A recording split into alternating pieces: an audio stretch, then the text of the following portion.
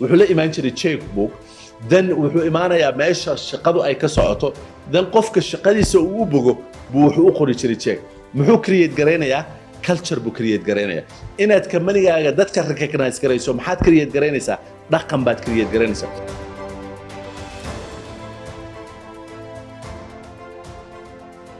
weligaa ilaha ma isweydiisay kambaniyada muxuu midno kor ugu kacaa oo falaartiisu ay kor ugu jeedaa midno ay hoos u kacdaa ma waxay ku xiran tahay waqtiga kambanigan la abuuray inta sano uu jiro ma waxay ku xiran tahay productiga iyo serviceka uu gado ma waxay ku xiran tahay wax kale weligaa ilaha ma isweydiisay kambaniga ugu qaalisan ama ugu qiimaha badan waa qofka ibni aadanka ah ee kambaniga iskale that's why Baraarujin always dadka ay ugu barmood garaysaa oo ugu sheegnaa kambani kastoo aad leedahay waxaad u baahan tahay inaad leedahay qofka aad tahay ama qofka aad tahay inaad ogsoon tahay inuu kambanigu ka duwan yahay maad ogsoon tahay soo buugga aan hore uga soo hadlay ee la yidhaahdo go to grade baan insha allahu tacaala waxaan ka hadlaynaa qaybtii saddexaad ee la yidhaahda never lose faith kambaniyada waxaa soo marta waqtiyo dabaylo yimaadaan dabaylahaasoo keena inay dad badan daadiyaan dabayluhu uma yimaadaan inay dadka dhan suuqa ka saaraan laakiin waxay u yimaadaan hadday real estate time tahay hadday bangiis tahay soo han hore uga hadalnay hadday grocery store tahay hadda chapterkan uu ka hadli doono bangiyadu dabayluhu waxay u yimaadaan in ay dadka xun suuqa ka saaraan ama dadka aan diyaar ahayn that's why building kasta buildingka kale intuu ka dheer yahay wuu ka foundation adag yahay haddaba chapterkan micnaheeda waxaa la yidhahdaa ama uu bixiyey ninkan waxaa la yidhahdaa never lose faith ha lose garaynin ama yeysan kaa luminin aaminida aad alla subxaana wa tacaala ku qabto aaminida alla awoodiisa aad ku qabtay adiga uu ku siiyey faithka aad naftaada iyo abilitygaaga aad ku qabto aaminida aad ku qabto dadka kale ama aad u baahan tahay inaad ku kalsoonaato haddaba maxay aaminidu ka bilaabataa ama kambaniyadaas foundation u ah waxyaabaha foundationka u ah ama saldhigga u ah dhowr qodob oo gaaban oo aan jeclahay insha allah tacaala inaan idinku badinin baan rabaa inaan in la wadaago number one waxaa foundation u ah inaan honesty uma baahnid kaliya inaad faith baan qabaayo allan aaminsana subxaana wa tacaala aad waddada iskugu dhigto ama kamarigaaga aad riski geliso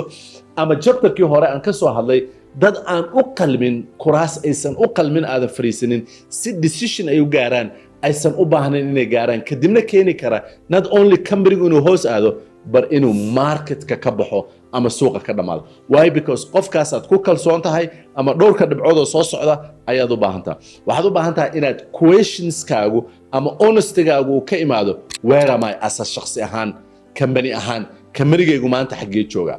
waxaa la yidhaahdaa isweydiinta aad isweydiinaysa arrintaas waxay kalifaysaa ama keenaysaa inaad realityga face garayso and where am I going xaggeen aadaya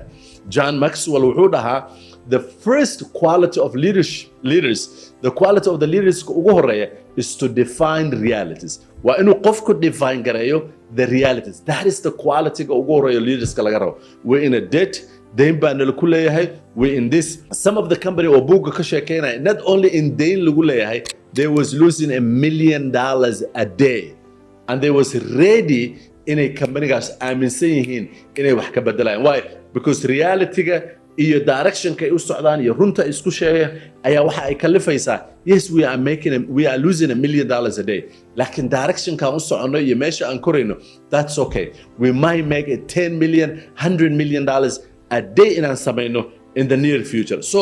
inaad always ogsoon tahay the reality inaad isku sheegto is very very muhim to take the company from the good to great this is the doorkan waxyaaloodaad u baahan tahay oo all of them foundation ka ah what is the culture of the company kasta culture buu leeyahay company kasta dhaqan buu leeyahay dhaqankaas iyo companyga culture-ka uu leeyahay waa very very very muhiim waxaana laga rabaa the leaderka of the companyga inuu asagu mas'uul ka yahay inuu culturekaas iyo dhaqankaas uu ka yahay daacadnimadu waa culture waa dhaqan la iska yaqaano waa kambaniyada qaarkood haddaad taleefankaaga meel uga dhigto ama meel aad dhigto cid qaadanaysa male waa culture la ilaaliyo oo daacadnimo ah runtu waa culture la ilaaliyo daacadnimo in peoplesku waa inaad ogsoon tahay in kamarigaaga ku jira what cultures ay ku nool yihiin dhaqan ahaan iyo dad ahaan maxaa waay that's why one of the biggest company ninka iska lahaa oo IBM la oran jiray saan filayo wuxuu la imaan jiray checkbook then wuxuu imaanayaa meesha shaqadu ay ka socoto then qofka shaqadiisa uu u bogo buu wuxuu u qori jiray check muxuu create gareynayaa culture buu create garaynaya inaad kambanigaaga dadka recognize garayso maxaad create garaynaysaa dhaqan baad create garaynaysaa laakiin in badan oo kambaniyadana Soomaalida aan ku arkay dhaqanka dadka in la dhiso xisaabta nooguma jirtaba waxa xisaabta noogu jirto qofka in la isticmaalo waxa xisaabta noogu jirto qofka in caloosha loo buuxiyo waxa xisaabta noogu jirto qofka in paycheck la siiyo laakiin wax kale oo dhaqan ah xisaaba in ka dhaxaysa ma jiro kambaniga ugu horeysay oo America ka shaqeeyo waxa uu ahaa kambani oo maartay simple ah waxaan ka mid noqday dadka oo joogto bil waliba noqonaya employee of the month dad maalintii dambe waxa la igu yiri waxa lagu geynayaa kambanigu xafladu qaba laga recognize gareynaya aniga in xaflad la iga recognize gareeyo in $100 la isiyaa ka timid do you know culture kaas meesha uu ka yimid because wadanka aan ka yimid iyo dadka aan ka yimid aniga waxaan leeyahay dadka inay doon isaaraan oo Mississippi River la imariyo oo la isacabiyo oo picture-kayga darbi lagu dhajiyo iyo wax uga baahna $100 la isiyo laakiin kambaniga wuxuu ugu isbeen gareynayaa $200 laakiin gadaal waxaan ka fahmay waxa kor loo qaadayaa not only ma aragtay technical skills kayga maaha moral kayga recognition kayga ma aragtay HR ka qofkii haystay baa qoorta wax ii gelinaya waxa imaanaya ma aragtay kambaniga CEO giisa baa imaanaya waa la ii saabinaya gift yar baa lagu siinaa morally baa lagu dhisaya oo laga mid dhigaya inaad ka mid tahay kambaniga sometimes waa fiican tahay oo in moral lagu dhiso haddaad ogsoon tahay meesha aad ka timid iyo meesha aad u socoto si aadan meesha rusty and dusted ugu noqonin sometimesna ma fiicna wa adiga waxay ku xiran tahay option-kay ku xiran tahay so is that culture baa qofku u baahan so qofka inuu chapter-ka waxaan ka hadlaynaa uu qabo inuu faith qabo ama uu qabo faith qabo last Toastmasters oo maaragtay trauma ama maaragtay Star Charter Bank and tagay topic wuxuu ahaa laga hadlayo feel the fear and do it anyway cabsida dareen laakiin wali waxaad uga gudubtaa inaad action qaado ama tilaabo aad qaado and every company dadkooda waxay ku dhisaan that company-gaas oo bangiyada ugu waaweyn Star Charter Bank waa big company waxay dadkooda ku dhisayaan yes you need to feel the fear and inaad calculate garaysa the riskiga la qaadanayo all those things but you need to do that ma aragteen samay one of the speech kan ka samay one of the words kan isticmaalo waxa kamid ah dadku inta ugu badani kama walwalaan inuu libax cuno maxay ka walwalaan what is the most of the people have fear waxay fear ka qabaan ama dadku ay walwal ka qabaan ummaday ka qabaan that sometimes waa dadka ummaday fear ka qabaan so faith-ka ugu horeysa oo saddexdan topic oo buugan ka hadlayo oo uu cajiibka ah waxa baa insha Allah taala ku soo gabagabayn doona number 1 waxa as a leader-ka culture-ka aad create garanayso inuu ku base garaysan yahay inaad dadka su'aal weydiiso inaadan answer siinin as a leader the culture is inaad dhahdo waxaan aan qabanayna maxaan u qabanaa why we do this why do we produce this product then inaad fahmi karto your sales teams your production teams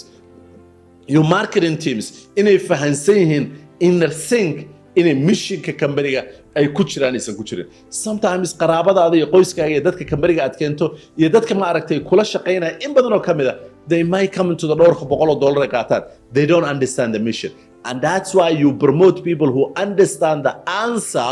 oo aad ku qanacsan tahay oo alignment-iga la leh the missionka kambaniga rather than dadka kaa soo raadinaya inay answer aad siiso maanta waxaana la yiri maanta waxaana nala ku soo qoray newspaper-kana kambaniga lagu soo qoray kambaniga dacaayadaana laga qoray all those things waa jabaq waay leaderku jabaqda ma rabo wuxuu rabaa jugta iyo meesha uu socdo rabaa so you always ask a question adoon dadka answer say number 2 you engage dialogue dadka waxaad la hadlaysaa dialogue iyo wada hadal iyo debate baad ka gelinaysaa improvement-iga kambaniga seen waxaan u improve garayn karnaa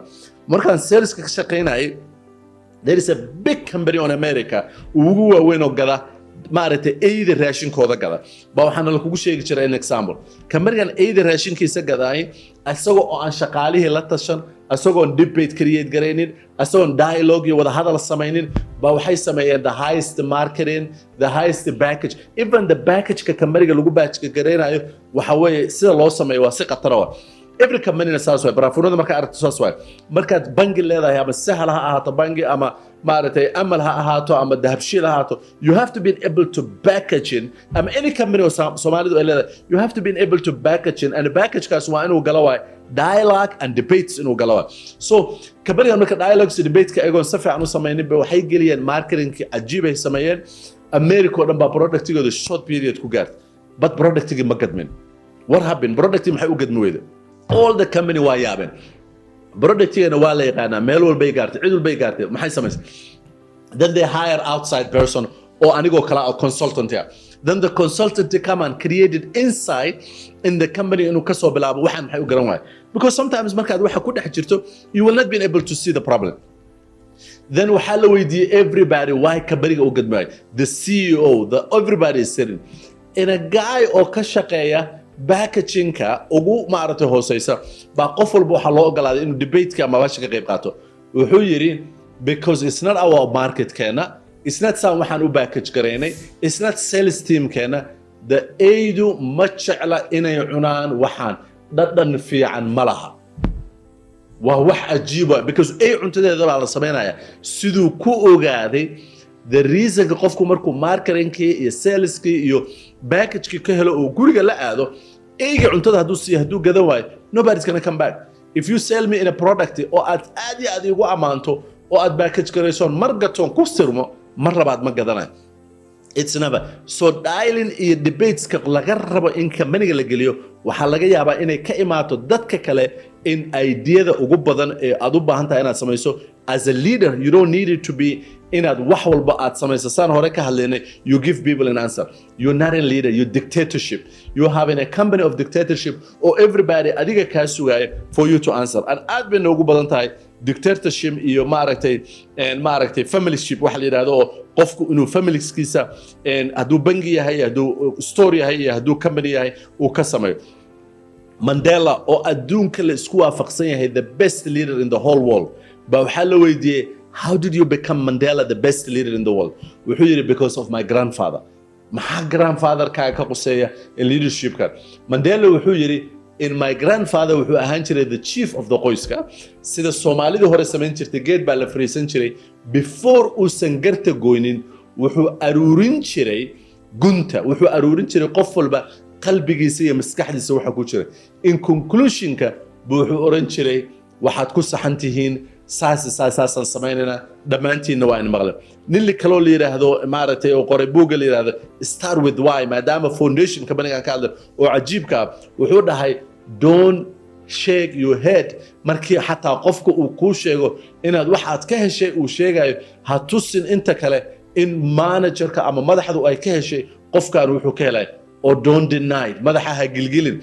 That is a body language laga rabo when you're asking people, when you're getting questions, you go to have your assistants in the side, you take notes, you asking questions, you absolutely go deeper what is this problem is amazing. I want to add another one more example. In a long time in my life, waqti dheer noloshayda anoo bangiyo iyo companiyo waaweyn oo maaragtay $15 billion iyo $20 billion ka soo shaqeynaya waxaan tagay iyo bangiyo waaweyn tagay baan Soomaaliya tagay waxaan tagay 3 different bank oo Soomaaliya ku yaala. I'm not gonna name it what bank is. Some banks waxaad moodaa dadka in la isdaba dhigay waxaad arkaysaa cashier-ka nin baa daba taagan nin baa daba taagan. Some other banki kale waxaad u baahan tahay face aad u baahan tahay qofku yaqaana si everything ay kugu sahlanaato. Some other banki kalena markaad iridda ka gasho wiilal yar oo tababaran. I'm going to say that banki say dadku uga appreciate gareeya. I don't know inay iska bedeleen in kale waxaa la yidhaahdaa waxaan malaynayaa Touchmans hormuud bankigeeda wiilal yar oo tababaran baa burqada kuu buuxinaya ku fariisanaya they will service you and those kind of the kids not only inay bankiga caawinayaan not only inay maaragtay qoyskooda caawinayaan they will help the bulshada. I feel so comfortable I still have bank accounts. Why? Because I reach my hotel they give me a phone call. I am sure they have been training laga rabo bangiyada kale inay uga dayda. You don't need inaad uga dayto bangiyada kale only a face. You need inaad weji not kaliya ma a service inaad uga dayto so your company can move from good to great. Why? Because that service can go far. Even when I travel a different country and ninkii dhalinyarada ahaa he's still appreciating email bu isoo diray and those are the kind of the people au baahan tahay. You hire small money and you will be able to give them what? A commission waxa ay qabtaan. They will compete, you give them training, you give them that. Another restaurant kale oo aan tagay oo aad iyo aad u weyn oo lacag aad u fara badan la geliyay baa waxaad fariisanaysaa keligaa baa imaanaya. Look Soomaalida baqaayadaha uu Nairobi ku yaalo kale keligaa baa imaanaya waxaa laga yaabaa ama dhowr qofood oo kula socota servant-ka inuu ku yimaado is gonna take a 10-15 minutes. How come? Because those people doesn't have training. Not only they don't have training, they don't have an assignment. What is an assignment? maqaayadaada iyo dukaankaagu hadday different product kale leedahay they have to have an assignmentigu maxay create garaynaysaa waxay create garaynaysaa competition haddii every 10 chairs at one servant siiso dan aad fiiriso the end of the month or the end of the day maalinka gadaasheeda kuraastee ugu badan oo lacag keentay waxaad ogaanaysaa khadiijo serfantigeedu inuu maxamed ka fiican yahay laakiin hadduu maxamed aad qaraabatiinna khadiijo qaraaba ahayn see businesskaaga ku dhisanaysaa there is no way waxaa u baahan tahay marka all those things are techniques to build the business and to do that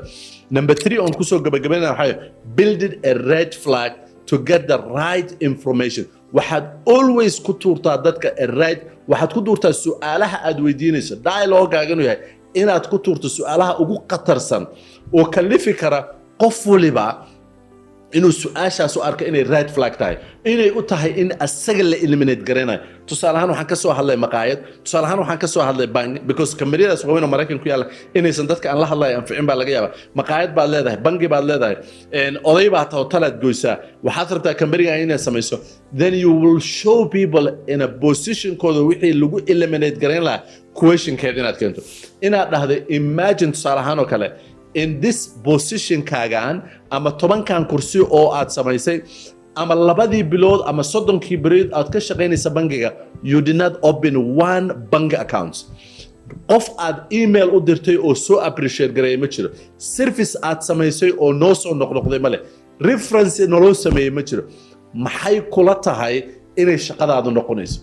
that means it's a question create garanaysa shaqadan ma sii joogi doontaa mise ma ka tagi doontaa daar asagay qusaysaa das other questions ka kale oo kambaniga qusay seebu kambanigeena ula tartami karaa ama kambanigeena u samayn karaa inuu market ka galo marka dadka kale ay sameynayaan service aan anagu sameynaynin ama ilbaxnimo iyo ma aragtay dhaqaale ku celin bulshada ay ku celinayaan that is the questions ka adag aad u baahan tahay for you to ask what is the gabagabada and the end of this you always need to have faith in aad haysato you need to have a faith and faith ku waa tii nabi Muhammad sallallahu alayhi wasallam uu ka hadlay oo ahaa in aad ratigaaga darbato ama xirato ilaahina tala saarato oo Sheikh Abdurrahman maartay ilaahay khayr siiye Bashir aad maartay aan uga dhageystay iyo Sheikh Umar Faruq ilaahay khayr siiye oo aad maskaxdayda ay ugu jirto oo ah in badan oo anaga naga mid ah faith qalalana la soo istaagayna oo ilaabayno laga yaabay nabigu maartay intuu hawl galay ama dagaal galay diyaar garowgiisa hawliisa ma anu qof muslimaan ah ilaahay baan aaminsana yes ilaahay waa aaminsantaa laakiin waxaad u baahan tahay af dhacaaya hadal dhacaaya dadnimo shaqaynaysa service fiican all those things are u baahan tahay this is waxaadan rabin marka inaad ku kadsoonto oo aan ku soo gabagabayn number 1 charisma wax la yiraahdo dadka maartay furfurida laho soo jiidashada laho all those things way fiican yihiin that's a very good ability fiican way laakiin sometimes it can be a liability if you don't know that in ability gaasi I think inay u dhowdahan u malaynayaa markii personal behavior kala sameeyo ayd inay u dhowdahan u malaynayaa laakiin it's something u baahan charisma it's a dadxgal socialized aad u fiican way laakiin managementiga ama ma aragtay kamariga dadka lead garaynaya sometimes that can be